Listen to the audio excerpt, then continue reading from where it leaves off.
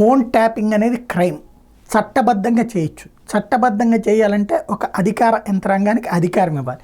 ఆ అధికారం తీసుకున్నటువంటి వాళ్ళు ఏ నెంబర్ ఇస్తే ఆ నెంబర్ని ట్యాప్ చేస్తారు.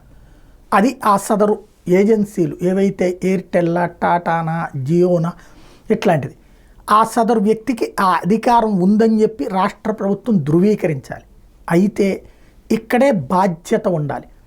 అసాంఘిక శక్తుల విషయంలో ఫోన్ ట్యాపింగ్కి అనుమతి ఇవ్వడంలో తప్పులేదు. కానీ అసాంఘిక శక్తుల కోటాలో రాజకీయ నాయకుల ఫోన్లో, జర్నలిస్టుల ఫోన్లో, సామాజిక కార్యకర్తల ఫోన్లో, లాయర్ల ఫోన్లో ట్యాప్ చేస్తే అది క్రైమ్.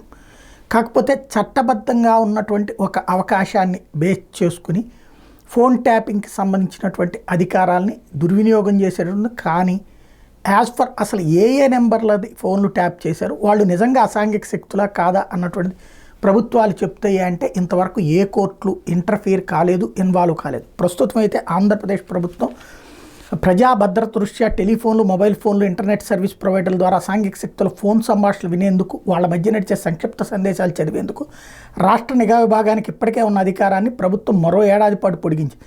ప్రస్తుతం నిఘా విభాగాధిపతి, ఎస్ఐబి, కౌంటర్ ఇంటెలిజెన్స్ విభాగాల డిఐజీ, ఐజీలకు ఉన్న అధికారం డిసెంబర్ 31తో ముగిపోతుంది. దీన్ని 2025 జనవరి 1 నుంచి డిసెంబర్ 31వ తేదీ వరకు పొడిగిస్తూ హోంశాఖ ముఖ్య కార్యదర్శి కుమార్ విశ్వజిత్ మంగళవారం ఉత్తర్వులు జారీ చేశారు. దాన్ని రాజకీయ కార్యకలాపాల కోసం వాడుకోకుండా చూసుకోవాల్సి ఉంది.